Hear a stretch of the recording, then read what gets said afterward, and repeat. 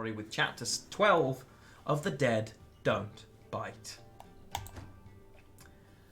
Chapter 12. He tried to get up, but his shattered leg refused to obey. Blood oozed from a gash in his chest, and his fingerless hand throbbed incessantly.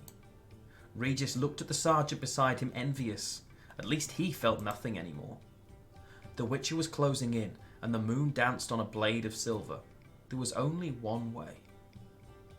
"I'm sorry." He crawled to the corpse and sank his fangs into it. A metallic aftertaste fluttered on his tongue, and the euphoria hit in waves, pulsating within. The wounds faded, the pain dulled, drifting somewhere far away. The Witcher emerged from behind the remains of the slain and cursed. Regis got up and he inhaled deep. His eyes turned red. He roared like a feral animal, his face elongated into an ominous mask. Long claws sprouted from the fingers of his healthy hand. The rest was a blur. He watched the events unfold from behind a veil, like an intruder in his own body, wearing the flesh of a primal beast. And that beast wanted blood. The Witcher folded his fingers into a sign, but this time the monster dodged easily, letting the wave of energy scatter snow instead. He then reached for another bomb, but was too slow. Far too slow. The vampire hit him with a furious blow. Claws pierced his body with ease. His fingers slackened and the silver blade dropped into red-spattered frost. The beast extended its fangs. The artery was throbbing, the heart beating, blood pumping. It was time to surrender to nature, to do exactly what he was made for. "I do not want this." Regis froze, facial features smoothed and softened, claws retracted with a hiss, and he released the Witcher, letting him collapse into the snow. He listened to the pre-dawn placidity.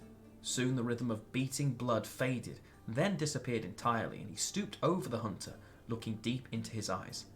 "I'm not a monster," he said. He turned and walked away into the trees, leaving the Witcher alone. The blue flame had charred Detlaff's hand and forearm, lapped at his shoulder and neck. The Witcher said it would finish him off, burned down to naked bone. "Let him not fool us like the old man did. Where's the gold, you bastard?" Ossian drawled. The vampire wiggled the numb fingers on his surviving hand. The bolt crushing his arm left little leeway. He pushed back his cloak, detached the pouch from his belt, and tossed it to the ground. Ossian, although wounded, was the first to reach the pouch. Then came the creaking of a bolt being loaded. "Leave it be, mongrel," Erskine growled. "We came for the loot, and you ain't no soldier, just a stray." "I helped." "Fuck off, you helped." "Neris stabbed him." "That's why I want a bigger share," she said. "As if." Erskine side-eyed Neris. "A moment ago you were in partnership with bloodsuckers. Ossian, don't you move or I'll stick a bolt in you."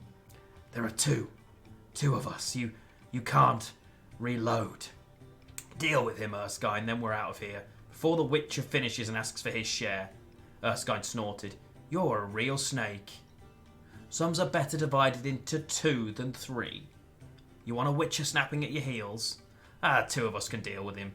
"You must be kidding. I ain't sleeping anywhere near you."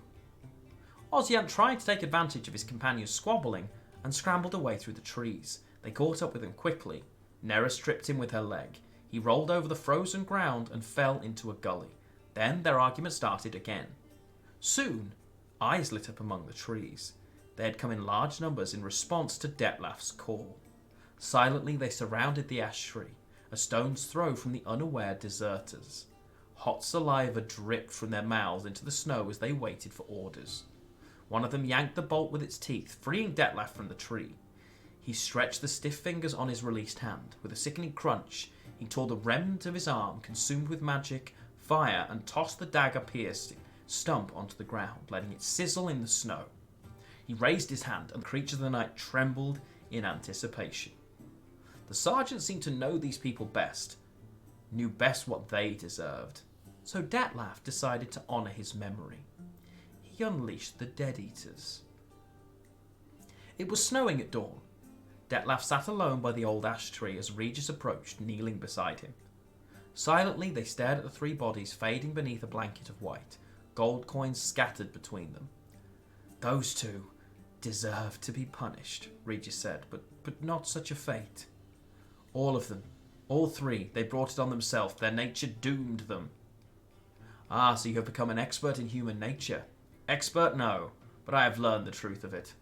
Detlaff noted Regis's wounded hands. The Witcher. I let him go. You're insane. No, I'm just not who you thought I was. The sun peeked out from among the trees, and a frosty wind blew snow from the leafless branches. Regis climbed to his feet and adjusted his bag.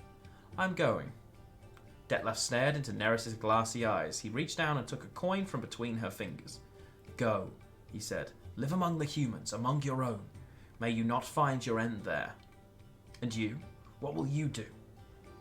Detlaff slipped the gold into the purse. I do not know yet, but I know where to start. Flop, flop, flop, splash. Sabrina. He chose another pebble. Flat, smooth, perfect. The calm surface of the Yaruga sparkled in the sun. Flop, flop, flop, flop, splash. Done, her voice came from the Xenovox. In a sense, I resigned from the assignment. There was a silence, the sort that comes before a terrible storm. What do you mean, resign? There was more venom in her words than a scorpion's sting. You heard. Sorensen turned a pebble with his fingers, weighted it in his palm, and skimmed it on the water. Flop, flop, splash. You're scared, huh? I guess the cat's out of the bag. You coward. Bastard. You poor excuse for a man. You worthless sack of... The litany went on forever. Sabrina had a mouth like a cobbler and a surprisingly rich and depraved imagination. The Xenovox vibrated from all the screaming on the other end. Sorensen listened for some time, staring at the water, and after a while he grew tired of the whining. He picked up the magic box and weighed it in the palm of his hand. Splash.